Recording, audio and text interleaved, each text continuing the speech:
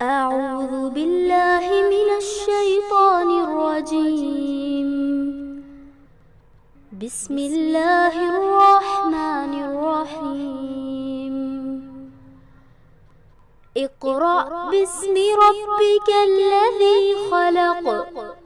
خلق الإنسان من علق. اقرأ وربك الأكرم. الذي علم بالقلم. علم الإنسان ما لم يعلم. رب اشرح لی صدری ویسر لی امری واحلل عقدۃ من لسانی یفقہوا قولی ربی زدنی علما رب یسر ولا تعسر وتمم بالخیر اللہم انفعنا بما علمتنا وعلمنا ما ینفعنا وزدنا علما۔ پیاری بہنوں، السلام علیکم ورحمۃ اللہ وبرکاتہ۔ آج ہم سورہ حج کی تفسیر سنیں گے، سورہ حج کے بارے میں کہ اس کا شان نزول کیا ہے اور اس سورہ کے بارے میں کچھ خصوصیات ہیں، اس کے بارے میں ہم پہلے دیکھتے ہیں۔ سورۃ الحج، اس کا کچھ حصہ مکی ہے اور کچھ مدنی۔ یہ واحد سورہ ہے جس میں 2 سجدے ہیں۔ مکی دور کے آخری حصے کی سورہ ہے یہ، اور مضمون کے اعتبار سے یہ پتہ چلتا ہے کہ یہ مکی دور کے آخری حصے کی سورت ہے، اور یہ واحد سورہ ہے جو ارکان اسلام کے نام میں سے ایک رکن پر ہے، الحج۔ دیکھیے، زکوٰۃ نام کی کوئی سورہ نہیں ہے، الصلاۃ نہیں ہے، صوم نہیں ہے، اور مگر یہ ارکان اسلام کے نام پر الحج نام کی یہ سورہ ہے۔ اس کے 10 رکوعات ہیں۔ اس کی شروعات ہوتی ہے، چلیے اب ہم شروع کرتے ہیں۔ اعوذ باللہ من الشیطان الرجیم، بسم اللہ الرحمن الرحیم۔ یا ایہا الناس اتقوا ربکم، اے لوگو اپنے رب سے بچو، رب کے غضب سے بچو۔ انا زلزلۃ الساعۃ شیء عظیم، حقیقت یہ ہے کہ قیامت کا زلزلہ بڑی ہی ہولناک چیز ہے۔ تو یہ زلزلہ قیامت کی ابتدائی کیفیات میں سے، یعنی جب قیامت کا سور پھونکا جائے گا تو زلزلہ جو ہے وہ آئے گا، اور اس کا وقت وہ ہوگا جب کہ زمین یکایک الٹی پھرنی شروع ہو جائے گی، اور سورج مشرق کے بجائے مغرب سے طلوع ہوگا۔ اس کے بارے میں یہ آتا ہے کہ حضرت ابو ہریرہ کی روایت سے نقل ہے کہ اس میں نبی صلی اللہ علیہ وسلم نے بتایا ہے کہ سور جو پھونکا جائے گا اس کے 3 موقع ہیں، 3 موقع پر سور پھونکا جائے گا۔ پہلا جو ہے وہ پہلی دفعہ جب سور پھونکا جائے گا، لوگ خاموش اپنے دنیاوی کام میں مگن ہوں گے، مگر اچانک سے جب سور پھونکا جائے گا تو لوگوں میں بے چینی پیدا ہو جائے گی، کیونکہ وہ سور کی آواز جو ہے نا بہت دیر تک بجتی رہے گی، اور سب بے چین ہونا شروع ہو جائیں گے۔ اور پھر تھوڑی دیر کے بعد جب دوسرا، اب اس کے ڈیوریشن میں کتنا وقت ہوگا، کتنے دن کے بعد سور پھونکا جائے گا یہ نہیں پتا ہے، بلکہ جب دوسری بار سور پھونکا جائے گا تو تمام انسان جو ہے، اول سے جتنے لوگ بھی دنیا میں زندہ ہوں گے وہ سب کے سب مر جائیں گے، اور تیسری بار پھر سور پھونکا جائے گا تو تمام لوگ جو ہیں وہ پھر سے زندہ ہو جائیں گے اور اللہ کے حضور پیش ہو جائیں گے۔ قرآن میں کئی جگہ وہ جو ہے سور کے بارے میں کہا گیا ہے، کہ سورہ زلزال میں کہا گیا ہے کہ اذا زلزلت الارض زلزالہا، یعنی جب زمین پوری کی پوری ہلا دی جائے گی، اور پھر اخرجت الارض اثقالہا، اور زمین جو ہے وہ اپنے پیٹ کے بوجھ کو نکال کر پھینک دے گی، واخرجت الارض اثقالہا وقال الانسان ما لہا، اور انسان یہ کہے گا کہ اس کو کیا ہو گیا ہے۔ تو اب لوگوں اپنے رب کے غضب سے بچو۔ حقیقت یہ ہے کہ قیامت کا زلزلہ بڑی ہی ہولناک چیز ہے۔ یوم ترونہا، اور جس روز تم دیکھو گے، تذہل کل مرضعۃ عما ارضعت، جس روز تم اسے دیکھو گے، یعنی یہ جو زلزلہ آئے گا، اس سور پھونکا جائے گا جب قیامت کی شروعات ہوگی، تو حال یہ ہوگا کہ ہر دودھ تزہلو کلو مرضعۃ اما ارضعت، یعنی ہر دودھ پلانے والی اپنے دودھ پیتے بچے سے غافل ہو جائے گی. وَتَضَعُ كُلُّ ذَاتِ حَمْلٍ حَمْلَهَا، اور ہر حاملہ عورت کا حمل ضائع ہو جائے گا. وَتَرَى النَّاسَ سُكَارَى، اور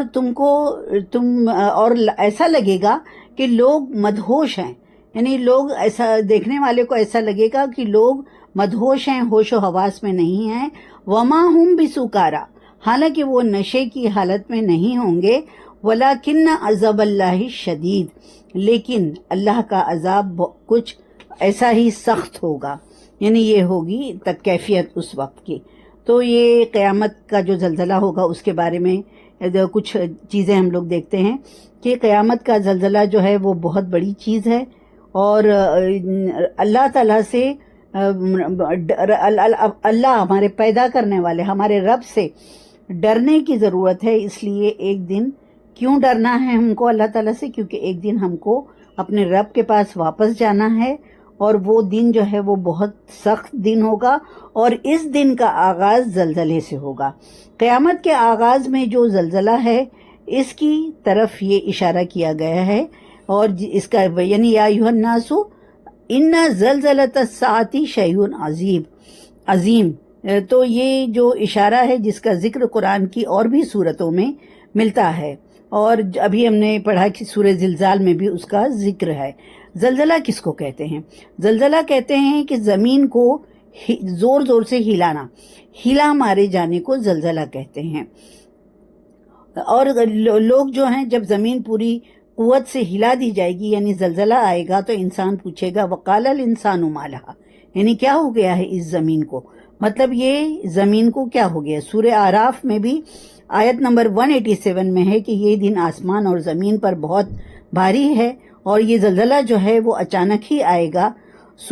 اب یہ دیکھتے ہیں ہم کہ سورۃ الحج میں اور قیامت میں کیا مناسبت ہے. تو حج بہت واضح طور پر قیامت کی یاد دلاتا ہے. جو لوگوں نے حج کر لیا ہے تو وہ ذرا ان کے ذہن میں یہ بات آ جائے گی، اور جنہوں نے نہیں کیا ہے اللہ تعالیٰ سے دعا ہے کہ اللہ تعالیٰ ان کو حج بیت اللہ نصیب فرمائے. تو بہت زیادہ قیامت کی اور حج میں بہت ساری سملیرٹیز ہیں. مناسک حج میں بہت سے مناسک ایسے ہیں کہ اگر انسان ان کا تجربہ کرے تو ہو نہیں سکتا کہ اسے قیامت کی یاد نہ آئے. جو دو بڑی چیزیں جو عام طور سے حج میں دیکھی جاتی ہیں وہ کیا ہیں؟ گرمی بہت ہوتی ہے، گرمی کے موسم میں بہت زیادہ گرمی ہوتی ہے، اور بھیڑ، بے تحاشا بھیڑ ہوتی ہے، لوگوں کا ہجوم ہوتا ہے، اور انتظار کی طویل گھڑیاں. ہر وقت آپ کو ہر جگہ کچھ ارکان ادا کرنے کے لیے آپ کو بہت زیادہ انتظار کرنا پڑتا ہے. تو طویل وقت جو ہے وہ انتظار کا رہتا ہے، اور کتنا بھی اچھا انتظام کر لیں، کتنا بھی، مگر یہ ہے کہ مناسک حج ادا کرنے کے لیے طویل انتظار کرنا پڑتا ہی ہے ہر طرح کے. اور یہ ہے کہ ایک نشانی یہ بھی ہے کہ ہر طرح کے لوگ جو ہیں وہ حج میں شریک ہوتے ہیں. اسی طرح سے قیامت کے دن بھی اور حج کے دن بھی یہ سملیرٹیز ہیں کہ قیامت کے دن بھی اولین و آخرین سب جمع ہوں گے، کالے گورے عربی اجمی. اسی طرح حج کے موقع میں بھی ہر طرح کے لوگوں کا ہجوم ہوتا ہے. دیکھیے 9 ذی الحجہ کو جب عرفات کا دن گزارنے کے بعد جب انسان مزدلفہ پہنچتا ہے، پتہ ہے نا آپ کو، یاد ہو جن لوگوں نے حج کیا ہے ان کو یہ اندازہ ہوگا کہ جب انسان مزدلفہ پہنچتا ہے تو کیا ہوتا ہے کہ وہ بہت زیادہ تھکا ہوا ہوتا ہے، پورے دن کی تھکاوٹ ہوتی ہے. اور وہاں مزدلفہ میں کوئی ٹینٹ نہیں ہوتا، کوئی ہوٹل کا روم نہیں ہوتا، کچھ نہیں ہوتا ہے. وہاں کسی کے پاس رہنے کے لیے کوئی گھر نہیں ہوتا ہے. سب لوگ زمین پر لیٹتے ہیں، جہاں جگہ ملتی ہے وہ سو جاتے ہیں. اور وہ منظر رات کے وقت ایسا لگتا ہے جیسے ہر جگہ پورے مزدلفہ میں مردے لیٹے ہوئے ہیں، بکھرے پڑے ہیں. اتنے تھکے رہتے ہیں نا بیچارے کہ وہ چادریں بچھا کر زمین میں لیٹ جاتے ہیں. جو بھی پانی وانی رہتا ہے وہ پیتے ہیں اور اپنی دعاؤں میں مشغول ہو جاتے ہیں، دعائیں کرتے ہیں. تو پھر ایسا لگتا ہے کہ ہر جگہ مردے لیٹے ہوئے ہیں، بکھرے پڑے ہیں، اور سویرے شاید ہی کوئی، جب صبح ہوتی ہے سورج ڈوب جاتا ہے تو کوئی شاید ہی کوئی ایسا ہو جس کے کپڑوں میں مٹی نہ لگی ہو۔ انسان جو ہے خاک آلود ہوتا ہے، کہاں پر؟ مزدلفہ میں۔ تو قیامت کے دن بھی انسان جب قبر سے اٹھے گا تو مٹی سے اٹھے گا، وہ بھی خاک آلود ہوگا۔ اور پھر جب کنکر مارنے کے لیے جاتے ہیں، یہاں سے پھر مزدلفہ سے منا گئے، اور پھر کنکر مارنے کے وقت جو ہے وہ لوگوں کا ایک ہجوم ہوتا ہے اور سب ایک ہی ڈائریکشن میں ایک ہی طرف جا رہے ہوتے ہیں۔ ایسا لگتا ہے جیسے انسانوں کا سیلاب ہے جو ایک خاص مقام کی طرف جا رہا ہے۔ قیامت کے دن بھی لوگ اسی طرح حشر کے میدان میں کڑی دھوپ میں گروہ در گروہ جمع ہو رہے ہوں گے۔ وہاں اگر کوئی کسی سے بچھڑ جائے تو ملنا مشکل کیا ناممکن ہی ہے۔ قیامت کے دن بھی کوئی کسی کو ڈھونڈنے نہ نکلے گا، کسی کو کسی کا ہوش ہی نہیں ہوگا، کوئی کسی کو نہیں پوچھے گا۔ تو یہ حج کے دن میں اور قیامت کے دن میں یہ مماثلت ہے، تھوڑی بہت مماثلت ہم نے دیکھی ہے۔ اب یہ جو یوم ترونہا تذہل کل مرضعۃ عما ارضعت، یعنی جس روز تم دیکھو گے حال یہ ہوگا کہ ہر دودھ پلانے والی اپنے دودھ پیتے بچے سے غافل ہو جائے گی۔ تو یہ جو ہے یہ کھینچا گیا ہے کہ عام طور سے بچہ جو ہے، چھوٹا بچہ، وہ ماں کی چھاتی سے چمٹا ہوا رہتا ہے، اور یہاں پر یہ نقشہ کھینچا گیا ہے کہ جب وہ قیامت کا زلزلہ آئے گا تو مائیں اپنے بچوں کو دودھ پلاتے پلاتے چھوڑ دیں گی، انہیں پھینک دیں گی اور وہ بھاگ نکلیں گی، اور کسی ماں کو یہ ہوش نہیں رہے گا کہ وہ اس کے لاڈلے پر کیا گزر رہی ہے، کہاں پھینک کر آ گئی ہے وہ اسے۔ اور اس کے بعد جب دوسری بات جو یہاں پر بتائی گئی ہے کہ وَتَضَعُ كُلُّ ذَاتٍ حَمْلٍ حَمْلَهَا، اور تم دیکھو گے کہ ہر حاملہ کا حمل گر جائے گا، اور وَتَرَى النَّاسَ سُكَارَىٰ، اور دیکھنے والے کو ایسا لگے گا کہ لوگ مدہوش ہیں، لوگ جو ہیں نشے میں ہیں۔ وَمَا هُمْ بِسُكَارَىٰ، اللہ تعالیٰ فرما رہے ہیں کہ حالانکہ وہ نشے میں نہیں ہوں گے، مگر وہ مدہوش نشے میں نہیں ہوں گے، وَلَكِنَّ عَذَابَ اللَّهِ شَدِيدٌ، لیکن اللہ کا عذاب ہی ایسا سخت ہوگا، یعنی بلکہ اللہ تعالیٰ کا جو عذاب ہوگا، عذاب کا خوف دلا کر ان باتوں سے بچنے کی تلقین کی جا رہی ہے یہاں پر جو اللہ کے غضب کا موجب بنتی ہے، یعنی جس سے اللہ تعالیٰ ناراض ہوتا ہے۔ اللہ تعالیٰ کی ناراضگی کی یاد دلا کر ہم انسانوں کو یہ تلقین کی جا رہی ہے کہ اللہ تعالیٰ کو ناراض کرنے والے کام سے بچو، کیونکہ وہ دن جو ہے وہ آ کر رہے گا، اور اس وقت حالات ایسے ہوں گے کہ کوئی کسی کو نہیں پوچھے گا، اور وہ بہت ہی سخت دن ہوگا۔ وَمِنَ النَّاسِ مَن يُجَادِلُ فِي اللَّهِ بِغَيْرِ عِلْمٍ، بعض لوگ ایسے ہیں جو علم کے بغیر اللہ کے بارے میں بحثیں کرتے ہیں، یعنی جھگڑا کرتے ہیں، ان لوگ کے پاس کوئی علم نہیں ہوتا، کوئی اوتھینٹک ان کے پاس پروف نہیں ہوتا ہے۔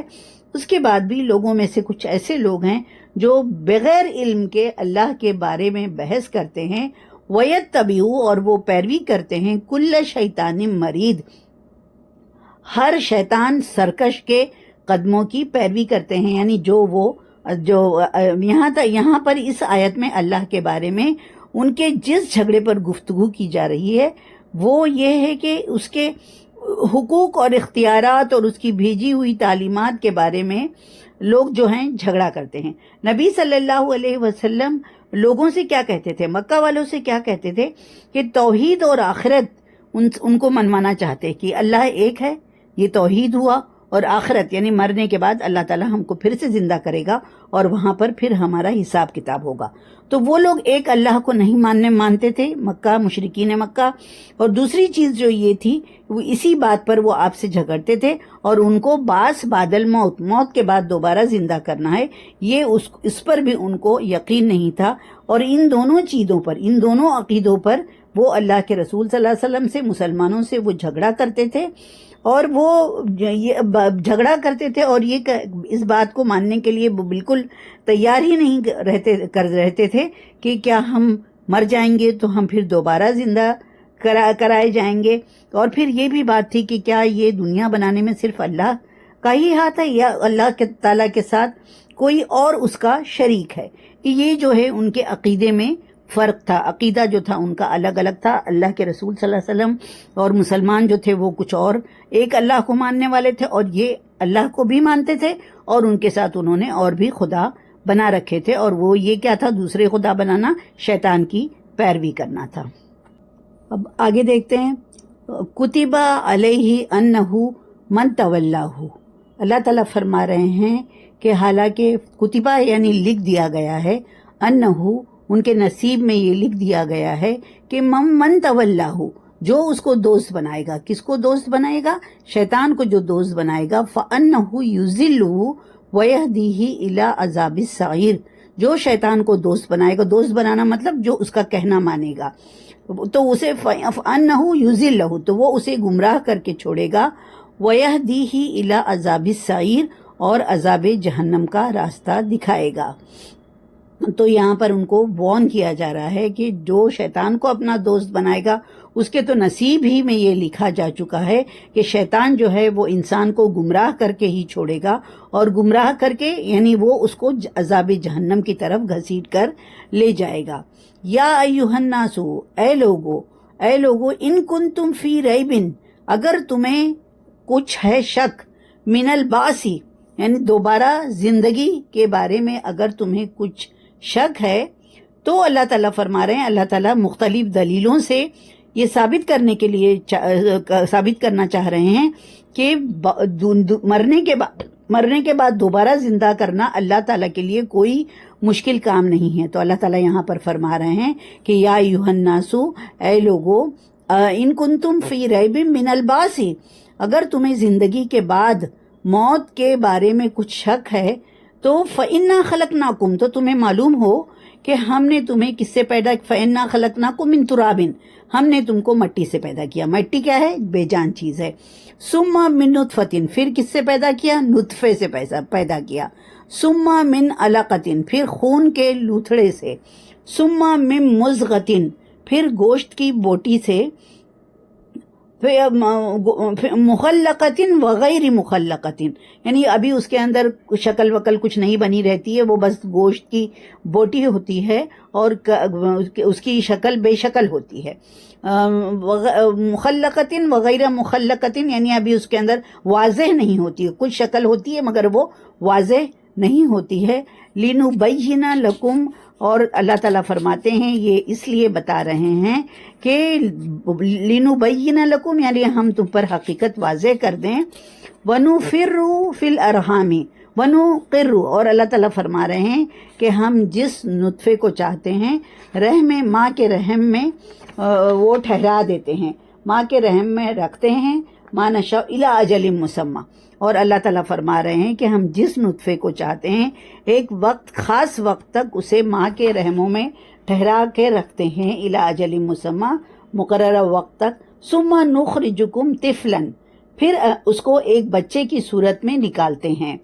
ثُمَّ لِتَبْتَغُوا تاکہ تم اس کا اللہ تعالیٰ فرما رہے ہیں کہ تاکہ ثُمَّ لِتَبْلُغُوا أَشُدَّكُمْ تاکہ تم اپنی پوری جوانی کو پہنچو. اب جو یہ یہاں پر اللہ تعالیٰ فرما رہے ہیں کہ اگر تمہیں کوئی شک ہے کہ اللہ تعالیٰ تمہیں مرنے کے بعد دوبارہ زندہ کرے گا، اللہ تعالیٰ نشانیوں کے ذریعے سے وہ بات اس کو سمجھانا چاہتے ہیں کہ فَإِنَّا خَلَقْنَاكُم مِّن تُرَابٍ یعنی ہم نے تم کو مٹی سے پیدا کیا ہے نا. مٹی سے پیدا کیا، مٹی کیا ہے؟ بے جان چیز ہے. اللہ تعالیٰ نے مٹی کا ایک پتلا بنایا اور پھر اس کے اندر اللہ تعالیٰ نے اپنی روح پھونکی اور وہ جیتا جاگتا انسان بن گیا. تو یہ جو ہے اللہ تعالیٰ نشانی، مطلب جب پہلی بار جب کچھ نہیں تھا ایک مٹی کے پتلے میں اللہ تعالیٰ اپنی رحمت سے جان پھونک سکتا ہے اور وہ ایک زندہ جاوید انسان بن سکتا ہے، تو کیوں اللہ تعالیٰ دوبارہ تم کو زندہ کرنے پر قادر نہیں ہوگا، ہے نا. اللہ تعالیٰ بتا رہے یہ جو تخلیق کی جو مختلف وہ ہیں ادوار ہیں، دور ہیں، وہ مختلف سٹیجز ہیں، ان کے بارے میں اللہ تعالیٰ فرما رہے ہیں کہ اللہ تعالیٰ نے پہلی بار آدم علیہ السلام کو مٹی سے پیدا کیا تھا اور وہ جو ہے مٹی جو تھی بے جان چیز تھی. ثم من نطفۃ پھر اللہ تعالیٰ فرما رہے کہ پھر ہم نے اس کے بعد جو نسل چلی وہ پانی کے حقیر نطفے سے چلی. پھر نطفہ جب ماں کے رحم میں وہ ٹھہرتا ہے تو وہ اندھیرے میں رحم مادر میں اندھیروں میں وہ کیسے پرورش پاتا ہے. تو اللہ تعالیٰ یہاں پر وہ بتا رہے ہیں کہ نطفے سے، پھر ثم من علقۃ، پھر خون کے لوتھڑے سے، ثم من مضغۃ، پھر گوشت کی بوٹی سے، وہ مختلف یہ اس کی شکل بنتی ہے. پھر مخلقۃ و غیر مخلقۃ، جو شکل والی بھی ہوتی ہے، جو گوشت کی بوٹی کی شکل کی ہوتی ہے، وہ اس میں کچھ ہاتھ پیر جیسے کچھ چیز بنتی ہے یا نہیں بنتی ہے. تو اللہ تعالیٰ یہ بتا رہے ہیں کہ یہ ہم تم کو یہ چیز، یہ ڈیٹیل ہم تم کو اس لیے بتا رہے ہیں لِنُبَيِّنَ لَكُمْ، یعنی اللہ تعالیٰ تم کو یہ واضح کرنا چاہتا ہے، حقیقت جو ہے وہ تم پر واضح کرنا چاہتا ہے کہ وَنُفِرُّ، اب اللہ تعالیٰ فرما رہا ہے کہ وَنُقِرُّ فِي الْأَرْحَامِ. پھر یہ جو سٹیجز ہیں اللہ تعالیٰ فرما رہے ہیں کہ ہم جس نطفے کو چاہتے ہیں، اور وَنُقِرُّ یعنی اسے قرار، اسے ٹھہراتے ہیں، فی الارحام یعنی ماں کے رحم میں ہم اس کو ٹھہرا دیتے ہیں. اللہ تعالیٰ یہاں پر واضح کر رہے ہیں کہ اللہ تعالیٰ ماں کے یہ جو نطفے سے جو بن رہا ہے اس کو ماں کے رحم میں ٹھہراتے ہیں، مگر اللہ تعالیٰ فرما رہے ہیں کہ ما نشاء، جسے ہم چاہتے ہیں اس کو ماں کے رحم میں ٹھہرا کر رکھتے ہیں، الی اجل مسمى، ایک مقررہ وقت تک، ثم نخرجکم طفلا، پھر جو ہے اندر اس کی وہ ہوتی ہے، گروتھ ہوتی ہے، وہ پروان چڑھتا ہے، وہ حقیر پانی کا نطفہ، اور پھر اس کے بعد جو ہے اللہ تعالیٰ اس کو ثم نخرجکم طفلا، پھر اللہ تعالیٰ اس کو ایک بچے کی صورت میں نکال لاتا ہے. پھر اللہ تعالیٰ فرما رہے بچہ پیدا ہو گیا اب، ثم لتبلغوا اشدکم، پھر اللہ تعالیٰ اسے بچے کو پرورش دیتا ہے، وہ تو اور پھر تاکہ تم اپنی جوانی کو پہنچو. اللہ تعالیٰ اسے پرورش دیتا ہے بچے کو، اور پھر تاکہ وہ بڑا ہو، پرورش ہو اس کی اور وہ بڑا ہو. وَمِنْكُمْ مَنْ يُتَوَفَّى وَمِنْكُمْ مَنْ يُرَدُّ إِلَىٰ أَرْذَلِ الْأُمُورِ. تو اللہ تعالیٰ یہ بھی بتاتا ہے کہ بچہ پیدا ہوتا ہے، کوئی بچہ جو ہوتا ہے وہ جوان ہو جاتا ہے، اپنی جوانی کو پہنچ جاتا ہے، اور وَمِنْكُمْ مَنْ يُتَوَفَّى، اور تم میں سے کوئی پہلے ہی واپس بلا لیا جاتا ہے، یعنی وہ پہلے ہی پیدا ہونے کے دن ہی مر جاتا ہے، پیدا ہونے کے کچھ دن کے بعد مرتا ہے. یعنی چھوٹی سی اللہ تعالیٰ چھوٹی سی عمر میں جب چاہتا ہے اللہ تعالیٰ اسے واپس بلا لیتا ہے. تو وَمِنْكُمْ مَنْ يُتَوَفَّى وَمِنْكُمْ مَنْ يُرَدُّ إِلَىٰ أَرْذَلِ الْأُمُورِ، اور کوئی جو ہے بدترین عمر کی طرف پھیر دیا جاتا ہے، لِكَيْ لَا يَعْلَمُ، تاکہ وہ جانے من بعد علم شیئا، یعنی اسے بدترین عمر کے یعنی بڑھاپے کی طرف اللہ تعالیٰ اسے پھیر دیا جاتا ہے، تاکہ سب کچھ جاننے کے بعد پھر وہ کچھ نہ جانے. لِكَيْ لَا يَعْلَمَ مِن بَعْدِ عِلْمٍ شَيْئًا، تاکہ وہ سب کچھ جاننے کے بعد پھر نہ جانے. یعنی جب وہ جوان ہوتا ہے تو اس کی عقل جو ہے بڑی اچھی طرح سے کام کرتی ہے، اور پھر اس کے بعد کیا ہوتا ہے کہ اللہ تعالیٰ جب اس کی عمر بڑھتی رہتی ہے تو ایک وقت ایسا آتا ہے کہ جو وہ بوڑھا ہو جاتا ہے. تو یہاں پر یہاں پر کچھ سٹیجز بتائے گئے ہیں کہ بچہ جو ہے مختلف ادوار ہیں جن میں ماں کے پیٹ میں بچہ پرورش پاتا ہے، اور وہ کیا اس میں یہ بتایا گیا ہے کہ جب وہ خون کا لوتھڑا ہوتا ہے، پھر وہ بوٹی میں تبدیل ہوتا ہے، پھر اللہ تعالیٰ اسے ایک انسان کی شکل میں نکالتا ہے، بچہ بنا کے اسے نکالتا ہے. اور سب سے جو ہے کمزور بچے کس کا ہوتا ہے؟ انسان کا ہوتا ہے. بعض دفعہ دیکھیے پریگننسی ہوتی ہے مگر اس میں اسقاط حمل ہو جاتا ہے، مس کیریج ہو جاتا ہے. تو یہ سب اللہ کی مرضی ہوتی ہے، اللہ کی مرضی سے ہوتا ہے. اور کبھی پھر بعض دفعہ ایسا بھی ہوتا ہے کہ وہ تمام سٹیجز سے بحسن خوبی گزر کر ایک جیتا جاگتا اچھے بچے کی شکل میں وہ دنیا میں وہ لاتا ہے، دنیا میں آ جاتا ہے بچہ. پھر اللہ تعالیٰ فرما رہے ہیں کہ وَمِنْكُمْ مَنْ يُرَدُّ، کوئی تو بچپن میں مر جاتا ہے، اور کوئی جو ہے وہ ایک بڑی عمر تک پہنچایا جاتا ہے، یعنی وہ بہت دنوں تک زندہ رہتا ہے، بڑھاپے تک زندہ رہتا ہے. لِكَيْ لَا يَعْلَمَ مِن بَعْدِ عِلْمٍ شَيْئًا، تو یہ بتایا گیا ہے کہ نہیں، یعنی جب وہ بڑھاپے کی حالت میں رہتا ہے تو اس کو اپنے تن و من کا ہوش ہی نہیں رہتا ہے، وہی شخص جو دوسروں کو عقل بتاتا تھا جب وہ بوڑھا ہو جاتا ہے تو اس حالت کو پہنچ جاتا ہے جو بچے کی حالت سے مشابہ ہو جاتی ہے. یعنی جیسا بچہ ہوتا ہے، عام طور سے یہ کہاوت سنی ہے نا آپ نے کہ بچہ اور بوڑھا جو ہے وہ ایک ہی جیسی ان کی حالت ہوتی ہے. یعنی جس علم اور واقفیت اور تجربہ کاری ساری جو ہے وہ جہان دیدگی یعنی دنیا دیکھی ہے اس نے، اور جس پر اس کو ناز تھا، وہ ایسے بے خبری میں تبدیل ہو جاتی ہے کہ بچے تک اس کی باتوں پر ہنسنے لگتے ہیں. یعنی پھر وہ جب بڑھاپا ہو جاتا ہے، جوان جب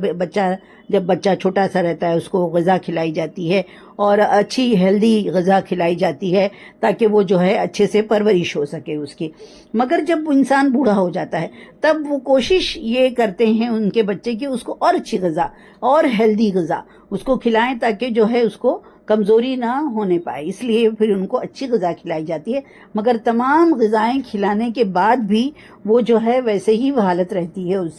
اس کے اندر. وہ اچھی غذا کھانے کے بعد بھی کوئی فرق نہیں پڑتا ہے اور وہ دھیرے جو ہے وہ زوال کی طرف بڑھتا جاتا ہے وہ انسان. تو یہ بتایا گیا ہے کہ مطلب بچہ پھر جوان پھر بوڑھا ہو جاتا ہے، پھر وہ ایسا ہو جاتا ہے بچے کی طرح سے ہی ہو جاتا ہے. سب کچھ جاننے کے بعد وہ دھیرے جو ہے سب کچھ بھول جاتا ہے. پھر اب آگے جو ہے آگے کی آیت میں اللہ تعالیٰ ایک اور نشانی بتا رہے ہیں. ابھی تو ایک انسان کے خود اپنی میں ایک نشانی بتائی کہ کیسے تم بے جان تھے، ایک بے جان پانی کے نطفے سے ایک زندہ جاوید انسان بنا دیا. اب دوسری مثال اللہ تعالیٰ بتا رہے ہیں کہ وَتَرَ الْأَرْضَ، اللہ تعالیٰ فرما رہے ہیں کہ اور زمین کی مثال اللہ تعالیٰ دے رہے ہیں کہ وَتَرَ الْأَرْضَ حَامِدَةً، یعنی زمین جو تھی وہ سوکھی پڑی ہوئی تھی. فَإِذَا أَنزَلْنَا عَلَيْهَا الْمَاءَ، اور جب ہم نے اس پر پانی برسایا تو کیا ہوا؟ مَاءَ اهْتَزَّتْ وَرَبَتْ، تو یکایک وہ جو ہے اس پر جوانی آ گئی، وہ لہلہا اٹھی اور وہ پھول گئی. وَأَنبَتَتْ مِنْ كُلِّ زَوْجٍ بَهِيجٍ، اور اس نے ہر قسم کے خوش منظر نباتات اگلنا شروع کر دیا. ذَلِكَ بِأَنَّ اللَّهَ هُوَ الْحَقُّ، یہ اس لیے کہ یہ سب کچھ جو اللہ تعالیٰ بتا رہے ہیں، اللہ تعالیٰ اس لیے بتا رہے ہیں کہ اللہ ہی حق ہے. اب یہ جو نشانی اللہ تعالیٰ نے ایک تو نطفے سے بچے بنانے کی مثال بتائی، دوسری چیز جو اللہ تعالیٰ یہاں پر بتا رہے ہیں وہ یہ بتا رہے ہیں کہ زمین جو ہے، زمین کی مثال اللہ تعالیٰ بتا رہے ہیں کہ مردہ پڑی ہوئی زمین تھی. اور جب بارش سے پہلے جب گرمی رہتی ہے تو وہ حالانکہ اس کے جڑوں میں اس کے پانی کے سوکھی ہوئی زمین کے اندر بیج مردہ پڑے رہتے ہیں، کچھ پلانٹس کی جڑیں رہتی ہیں وہ مردہ پڑی رہتی ہیں، مگر اس میں زندگی کے کچھ آثار نہیں رہتے ہیں. مگر جیسے ہی بارش ہوتی ہے وہ جو مردہ بیج جو اندر زمین کے اندر پڑا ہوا رہتا ہے، یا جو پلانٹس کی جڑیں جو کہ مردہ حالت میں زمین کے اندر دبی ہوئی رہتی ہیں، جب اس پر پانی کا قطرہ پڑتا ہے تو وہ جو ہے پھر سے زندہ ہو جاتی ہے. تو اللہ تعالیٰ یہ چیز اس لیے بتا رہے ہیں کہ یہ سارا سب کچھ کرنا اللہ تعالیٰ کے لیے کچھ مشکل نہیں ہے. بس تھوڑی سی پانی کی بوند گرتی ہے اور جو وہ مردہ پڑا ہوا بیج جو ہے اس میں زندگی کے آثار نمایاں ہو جاتے ہیں. جو مردہ پڑی ہوئی جڑیں، پلانٹس کی جڑیں جو اندر دبی ہوئی رہتی ہیں، اس میں زندگی اور اس میں سے پلانٹس نکلنا شروع ہو جاتا ہے. ہر طرف ہریالی ہی ہریالی نظر آتی ہے. اس کا ہم لوگ مشاہدہ کرتے ہیں، ہر انسان اس کا مشاہدہ کرتا ہے کہ زمین جو بنجر پڑی ہوئی تھی، سوکھی پڑی ہوئی تھی، پانی کا چند قطرہ گرنے سے وہ لہلہا اٹھتی ہے، اس کے اوپر جو ہے زندگی کے آثار نمایاں ہو جاتے ہیں. تو اللہ تعالیٰ یہ ساری نشانیاں بتانے کے بعد اللہ تعالیٰ فرما رہے ہیں کہ ذالک بأن اللہ هو الحق، یعنی یہ سب کچھ اس وجہ سے کہ ہے کہ اللہ ہی حق ہے. یعنی یہ جو ساری باتیں بتا رہے ہیں اللہ تعالیٰ، یہ کہ یہ دنیا جو اللہ تعالیٰ نے بتائی ہے، بنائی ہے، یہ کوئی کھلنڈرے کا کھیل نہیں ہے کہ محض دل بہلانے کے لیے اس کا اللہ تعالیٰ کا نعوذ باللہ موڈ ہوا کہ اللہ تعالیٰ چلو کچھ بنایا جائے، اور اللہ تعالیٰ نے دنیا بنا دی، دنیا میں تمام طرح کی چیزیں بنا دی. تو دل بہلانے کے لیے اللہ تعالیٰ نے یہ کوئی کھلونا نہیں بنایا ہے، بلکہ بنا دیا اور پھر اس کا دل جب بھر گیا، جیسے بچے کرتے ہیں، کوئی چیز بنائی، مٹی کا کھلونا بنایا، جب کھیلتے کھیلتے دل بھر گیا تو اس کو توڑ پھوڑ کے پھینک دیتے ہیں، پھر سے واپس مٹی میں ملا دیتے ہیں. مگر یہ جو اللہ کی یہ بتائی گئی ہے، اللہ کی شان کہ اللہ حق ہے، وَأَنَّهُ يُحْيِي الْمَوْتَى، اللہ تعالیٰ ہی مردوں کو زندہ کرتا ہے، وَأَنَّهُ عَلَى كُلِّ شَيْءٍ قدیر، اور اللہ تعالیٰ جو ہے وہ ہر چیز پر قدرت رکھتا ہے، یعنی اللہ تعالیٰ جو ہے اس نے بنایا ہے، ہر چیز کا ایک مقصد ہوتا ہے، اللہ تعالیٰ نے دنیا ایک مقصد سے بنائی ہے، صرف دل بہلانے کے لیے کھلونا نہیں بنایا ہے کہ جب دل بھر گیا تو اس کو توڑ پھوڑ کر خاک میں ملا دے۔ اللہ حق ہے اور وہ اس کا سارا کام جو ہے سنجیدہ ہوتا ہے اور با مقصد ہوتا ہے اور پر حکمت ہوتا ہے۔ اب چلیے آگے دیکھتے ہیں کہ وَأَنَّ السَّاعَةَ آتِيَةٌ لَا رَيْبَ فِيهَا، اب پھر اللہ تعالیٰ وہی آیت وہی بات پھر سے دہرا رہے ہیں کہ وَأَنَّ السَّاعَةَ یعنی قیامت جو ہے یہ اس بات کی دلیل ہے کہ یعنی یہ جو ابھی مثالوں کے ذریعے سے اللہ تعالیٰ نے سمجھایا وہ یہ سمجھانا چاہ رہے تھے کہ وَأَنَّ السَّاعَةَ آتِيَةٌ یعنی قیامت جو ہے وہ آ کر رہے گی، یہ تمام باتیں اس بات پر دلیل ہیں کہ قیامت کی گھڑی آ کر رہے گی، لا ریب فیہا، اس میں کوئی شک نہیں ہے، اس میں کوئی شک کی گنجائش نہیں ہے، وَأَنَّ اللَّهَ يَبْعَثُ مَنْ فِي الْقُبُورِ، اور اللہ ضرور ان لوگوں کو اٹھائے گا جو اپنی قبروں میں جا چکے ہیں، اللہ تعالیٰ ان کو دوبارہ زندہ کرے گا۔ تو یعنی اس آیات میں اللہ تعالیٰ نے پیدائش کے مختلف دور، زمین میں بارش کے اثرات اور نباتات کی پیداوار، یہ کچھ نشانیاں بتائیں اللہ تعالیٰ نے، اور اس کے ذریعے سے اللہ تعالیٰ یہ ثابت کرنا چاہتا ہے کہ اللہ ہی حق ہے نا،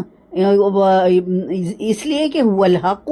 اللہ ہی حق ہے، اور یہ کہ وہ مردوں کو زندہ کرتا ہے، اور نشانیوں کے ذریعے سے اللہ تعالیٰ نے سمجھایا ہے، اور یہ کہ وہ ہر چیز پر قدرت رکھتا ہے، ہر چیز پر قادر ہے، اور یہ بات کہ قیامت کی گھڑی جو ہے وہ آ کر رہے گی اور اللہ ضرور ضرور ان سب لوگوں کو زندہ کر کے اٹھائے گا جو مر چکے ہیں۔ تو یہ تمام سٹیجز سے انسان کو گزرنا ہے اور یہ ہو کر رہے گا۔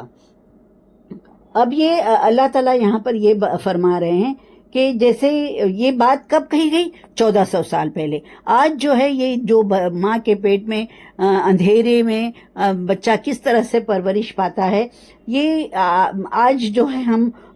مائکروسکوپ سے، سٹی اسکین سے، اور جو کیا ہوتی ہے نا وہ جو سونوگرافی سے، وہ ہر سٹیج جو ہے انسان اپنی آنکھوں سے دیکھ سکتا ہے کہ اللہ تعالیٰ، اور یہ اللہ کا فیصلہ ہوتا ہے کہ وہ کون سا بچہ جو ہے وہ دنیا میں بخیر و خوبی پیدا ہوگا، اور اس کے بعد جو ہے کون سا جو ہے وہ پیدا ہوتے ہی مر جائے گا۔ تو یہ اللہ تعالیٰ کا سارا فیصلہ ہوتا ہے کہ کس کو تکمیل تک پہنچانا ہے، اور یہ جو ہے کس کو حمل جو ہے وہ وہی اسقاط کر دینا ہے۔ تمام فیصلہ کرنے والا اللہ ہے، وہ کس انسان کو عورت بنانا ہے کہ آدمی بنانا ہے، بچہ لڑکا پیدا ہوگا کہ لڑکی پیدا ہوگی، اور اس کے بعد صحیح سالم رہے گا یا اس کے اندر کچھ وہ کی کمی رہے گی، یہ ساری چیزیں جو ہے وہ اللہ تعالیٰ کا فیصلہ ہوتا ہے۔ کوئی بچہ بہت خوبصورت رہتا ہے، کوئی بدصورت رہتا ہے، اور اس کے بعد ممکن بہت مختلف صلاحیتوں کے ساتھ اللہ تعالیٰ بچوں کو پیدا کرتا ہے اور اسے دنیا میں بھیجتا ہے۔ کوئی عقل مند ہوتا ہے، کوئی کند ذہن ہوتا ہے، اور اس کے بعد جو ہے یہ تمام چیزوں پر کون اس کے اوپر کنٹرول کس کا ہے؟ اس پر کنٹرول جو ہے وہ اللہ تعالیٰ کا ہے، کہ کسی کو بھی نہیں معلوم کہ کس کے پیٹ میں کیا چیز بن رہی ہے اور کیا اس کی حالت ہے، مگر وہ صرف اللہ تعالیٰ جانتا ہے۔ اور یہ اس کے بعد مطلب جب بچے ماں کے پیٹ سے جب باہر آتے ہیں تو اس میں ہر ایک کے بارے میں اللہ تعالیٰ یہ فیصلہ کرتا ہے کہ کسے زندگی کا پہلا سانس لیتے ہی ختم ہو جانا ہے اور کسے بڑھ کر جوان ہونا ہے، اور اس کو قیامت کے لیے کس کو قیامت کے بوریے سمیٹ، یعنی اس کو عمل اپنا نامہ اعمال جو ہے وہ اس کو پورا کرنا ہے۔ اور غور کیا جائے تو محسوس ہوتا ہے کہ اس کی یہ تمام جو چیزیں ہیں ہر چیز حکمت پر مبنی ہے، یعنی اللہ تعالیٰ کے مطابق جو وہ ہے وہ اللہ تعالیٰ ہی اپنے حکمت کے مطابق جو ہے فیصلہ کرتا ہے، اور قوموں کی لوگوں کی قسمت کے فیصلے بھی اللہ تعالیٰ ہی کر رہا ہے۔ ایک اور چیز جو یہاں پر یعنی بچے کے پیدا ہونا، اب دوسری چیز جو ہے انسان جیسے ہم انسان ہیں اور اس کے بعد کبھی ایسا ہوتا ہے کہ ہم بیمار ہوتے ہیں تو جب ہمارا بلڈ ٹیسٹ ہوتا ہے تو ہم مطلب انسان کن چیزوں کا مرکب ہے، کن چیزوں سے وہ بنایا گیا ہے کہ جب وہ کہتے ہیں کہ وہ اللہ تعالیٰ انسان کا جسم جو ہے وہ کوئلہ یعنی آئرن اور اس کے بعد جو ہے لوہا، چونا اور کیلشیم اور میگنیشیم اور یہ ساری چیزوں سے مل کر بنا ہے. یہ چیز کی اس کے اندر کمی ہو گئی ہے، کیلشیم کمی ہو گئی ہے، اس کو کیلشیم کی ٹیبلٹ دے دی جاتی ہے. تو یہ ساری چیزیں جس سے انسان پرورش پاتا ہے، جو اس کی باڈی کی جو کمیوں کو پورا کرتی ہے، وہ بھی زندہ چیزیں نہیں ہوتی ہیں، وہ بھی کچھ کیمیکل ہوتا ہے. اور وہ جو ہے مطلب اس سے زندہ انسان اس کو پالنے کے لیے یہ جو مردہ چیزیں ہیں اس سے اس کی کمیوں کو پورا کر دیا جاتا ہے. اور ایک چیز یہ ہے کہ اللہ ہر چیز پر قادر ہے، یعنی اللہ جو ہے وہ سب کچھ جو ہے یہ جیسے زمین کی مثال لے لیجئے کہ اس پر جو کچھ بھی جو ہم کھاتے ہیں وہ ہم کو اسی زمین سے ملتا ہے، اور وہ جو زمین سے جو ہم کو ملتا ہے زمین بھی مطلب کوئی زندہ نہیں ہے، زمین بھی زندہ نہیں ہے، وہ بھی مردہ زمین ہے، مگر اللہ تعالیٰ مردہ زمین کو زندہ کرتا ہے. اور یہ بات جو یہ ہے کہ یہ کسی کھلنڈرے کا کھیل نہیں ہے. تو اللہ تعالیٰ نے دنیا جو بنائی ہے اس میں ہر انسان جو کر رہا ہے، اللہ تعالیٰ نے ایسا سسٹم بنایا ہے کہ اللہ تعالیٰ جو ہے وہ سب کا نامہ اعمال تیار ہو رہا ہے. ہر انسان کے ساتھ 2 فرشتے ہیں اور وہ لوگ جو ہے اس کا نامہ اعمال لکھ رہے ہیں. اور پھر دنیا میں جو لوگ زندگی گزارتے ہیں، کچھ لوگ جو ہے بہت اچھی خوشی زندگی گزارتے ہیں، کچھ جو ہے محرومی میں اپنی زندگی گزارتے ہیں، کچھ لوگ جو ہوتے ہیں وہ بہت دادا گیری کے ساتھ لوگوں کو دباتے ہیں، اور کچھ لوگ جو ہے بہت زیادہ دبتے ہیں. تو یعنی یہ تمام جو طریقے ہیں جس سے انسان دنیا میں زندگی گزارتا ہے، بعض وقت جو ہے وہ بہت زیادہ مظلوم ہو کر زندگی گزارتا ہے. تو کیا اب اس کا کوئی حساب کتاب کا کوئی دن ہونا چاہیے یا نہیں ہونا چاہیے؟ ہر جو قابل دماغ ہے وہ ضرور اس بات پر سوچے گا کہ جو لوگ جو ہیں اللہ کے راستے پر چل رہے ہیں وہ لوگ تو پریشان ہیں، اور ان لوگوں کو لوگ ستائے جا رہے ہیں، مگر اللہ تعالیٰ جو ہے غیب سے کوئی مدد بھی نہیں آ رہی ہے، اور وہ ہر وقت جو ہے جو پاورفل لوگ ہیں وہ ان لوگ کو پریشان کرتے رہتے ہیں. تو یہ ضرور اللہ تعالیٰ نے اسی لیے فیصلے کا دن اللہ تعالیٰ نے مقرر رکھا ہے کہ اس وقت جو ہے حکومت جو ہے وہ اللہ کی ہوگی، اور اللہ تعالیٰ ہر انسان کا فیصلہ کرے گا. اور اس کے لیے اللہ تعالیٰ نے کہا ہے کہ اللہ تعالیٰ وَأَنَّ اللَّهَ يَبْعَثُ مَن فِي الْقُبُورِ، یعنی جب قیامت آ جائے گی تو اللہ جو ہے وہ جو قبروں میں سوئے ہوئے ہیں اللہ تعالیٰ ان کو ضرور اٹھائے گا، اور اٹھا کر کیا کرے گا اللہ تعالیٰ؟ ان سے پھر حساب کتاب ہوگا، ان کے جو کچھ وہ دنیا میں کر کے آئے ہیں ان کا حساب کتاب ہوگا. وَمِنَ النَّاسِ مَن يُجَادِلُ فِي اللَّهِ، اور بعض لوگ تو ایسے ہیں جو جھگڑا کرتے ہیں اللہ کے بارے میں بغیر علم، یعنی بغیر کسی علم کے، ولا ہدن، اور بغیر کسی ہدایت کے، ولا کتاب منیر، اور بغیر کسی روشن کتاب کے وہ لوگ اللہ کے بارے میں جھگڑا کرتے ہیں. ان کے پاس کوئی ان کے پاس وہ نہیں ہے، مطلب ان کے بات کرنے کے لیے کوئی پوائنٹس نہیں ہیں ان کے پاس، بس ہواؤں میں باتیں ہو رہی ہیں. تو یہی اللہ تعالیٰ فرما رہے ہیں کہ بعض لوگ جو ہیں کسی علم کے بغیر، ہدایت کے بغیر، روشنی بخشنے والی کتاب کے بغیر وہ کیا کرتے ہیں؟ گردن اکڑاتے ہوئے چلتے ہیں، اور خدا کے بارے میں، اللہ کے بارے میں وہ جھگڑا کرتے ہیں. ثانیہ عطفہ لیضل عن سبیل اللہ، تو دوسری چیز کیا؟ وہ صرف خود گمراہ نہیں ہوتے ہیں بلکہ وہ دوسرے لوگوں کو بھی اللہ کے راہ سے بھٹکانے کی کوشش کرتے ہیں. تو ایسے شخص کے بارے میں اللہ تعالیٰ فرما رہے ہیں کہ لہو فی الدنیا خزی، اللہ تعالیٰ ایسے شخص کے بارے میں کہہ رہے ہیں کہ دنیا میں بھی اسے رسوائی ہوگی. وَنُذِيقُهُ يَوْمَ الْقِيَامَةِ عَذَابَ الْحَرِيقِ، اور اللہ تعالیٰ فرما رہے ہیں کہ دنیا میں بھی اس کے لیے رسوائی ہے، اور قیامت کے روز اس کو ہم آگ کا عذاب چکھائیں گے. تو یہ جو اللہ کے بارے میں حجت کرتے ہیں وہ بغیر کسی، ان کے پاس کوئی پروف نہیں ہوتا ہے، کوئی ان کے پاس مطلب وہ صرف زبانی باتیں بغیر کسی علم کی باتیں کرتے ہیں، یعنی کوئی ان کے پاس واقفیت نہیں ہوتی ہے، کوئی مشاہدہ نہیں ہوتا ہے، کوئی تجربہ نہیں ہوتا ہے، مگر بحث برائے بحث، بس صرف بحث کرنے کے لیے، حجت کرنے کے لیے وہ لوگ جو ہے، کچھ لوگوں کو مزہ آتا ہے اسی میں، وہ لوگ اپنا ٹائم پاس کرتے ہیں کہ اگر کوئی دین کی بات بتا رہا ہے تو وہاں پر اللہ کے بارے میں یہ آیا ہے نا، وَمِنَ النَّاسِ مَن يُجَادِلُ فِي اللَّهِ بِغَيْرِ عِلْمٍ، تو بعض لوگ ایسے ہیں جو کسی علم کے بغیر کیا کرتے ہیں، وَلَا هُدًى، اور نہ ان کے پاس کوئی ہدایت ہوتی ہے، یعنی کوئی بھی واقفیت ان کے پاس نہیں ہوتی، کسی طرح کا کوئی علم نہیں ہوتا ہے، کوئی دلیل نہیں ہوتی ہے، کوئی رہنمائی نہیں ہوتی ہے ان کے پاس، وَلَا کتاب منیر، اور نہ ان کے پاس کوئی روشنی بخشنے والی کتاب ہوتی ہے، یعنی کو اللہ تعالیٰ کی طرف سے نازل کردہ کوئی کتاب ان کو ملی ہے، ایسا بھی نہیں ہوتا ہے، یعنی بس ان کے پاس کوئی بات نہیں ہوتی ہے تو وہ لوگ کیا کرتے ہیں، مگر جھگڑا کرتے ہیں، وہ لوگ کچھ ہے نہیں ان کو دکھانے کے لیے، پروف کرنے کے لیے، اپنی باتوں کو ثابت کرنے کے لیے، مگر ان کے پاس یہی ایک ریزن ہے کہ ہم نے اپنے باپ دادا کو ایسا کرتے ہوئے پایا ہے۔ کیا ہمارے باپ دادا بیوقوف تھے؟ کیا ان کو عقل نہیں تھے؟ اور پھر جب ان کو یہ بات بھی بہت بری لگتی تھی، دیکھیے اللہ کے رسول صلی اللہ علیہ وسلم کبھی ان کے خداؤں کو برا بھلا نہیں کہتے تھے، بلکہ اللہ کے رسول صلی اللہ علیہ وسلم یہی کہتے تھے کہ وہ نہ تمہارا کچھ بنا سکتے ہیں اور نہ بگاڑ سکتے ہیں، ان کے پاس کوئی پاور نہیں ہے، بس اتنا ہی کہتے تھے اللہ کے رسول صلی اللہ علیہ وسلم کہ وہ نہ تمہارا، تم ان کو اتنا چڑھاوا چڑھاتے ہو، ان کی پوجا کرتے ہو، ان کو ہر طرح سے نظر و نیاز دیتے ہو، اتنا سب کرتے ہو، مگر وہ تو پتھر کے بت ہیں، وہ تمہارا کچھ نہ بنا سکتے ہیں نہ بگاڑ سکتے ہیں۔ اللہ تعالیٰ جو ہے وہ ہی حاکم ہے، اللہ رب ہے، اللہ پیدا کرنے والا ہے، اللہ پالنے والا ہے، تو اللہ ایک اللہ کی عبادت کرنا، یہ بات اللہ کے رسول صلی اللہ علیہ وسلم کہتے تھے، مگر یہ چیز کیونکہ ہم نے اپنے باپ دادا کو ایسا کرتے ہوئے پایا تو اس لیے ہم بھی وہی کام کریں گے جس پر ہم نے اپنے باپ دادا کو پایا، یہی ان کے پاس بات آرگیومنٹ کرنے کے لیے یہی بات ہوتی تھی۔ اور یہ جو یہاں پر بعض لوگ ایسے ہیں جو کسی علم، بغیر کسی علم کے، ہدایت کے، روشنی بخشنے والی کتاب کے بغیر جو ہے ان کی گردنیں جو ہیں اکڑی ہوئی ہیں، اور وہ خدا کے بارے میں جھگڑا کرتے ہیں، اور وہ صرف خود گمراہ نہیں ہوتے ہیں بلکہ وہ اور لوگوں کو بھی اللہ کی راہ سے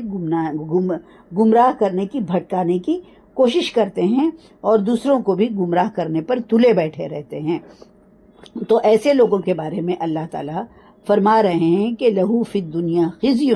ایسے لوگوں کے لیے، ایسے شخص کے لیے جو خود بھی گمراہ ہوگا، لوگوں کو بھی گمراہ کرے گا، اس کے لیے دنیا میں رسوائی ہے، وَنُذِيقُهُ يَوْمَ الْقِيَامَةِ عَذَابَ الْحَرِيقِ، اور قیامت کے روز اللہ تعالیٰ اس کو آگ کا عذاب چکھائیں گے۔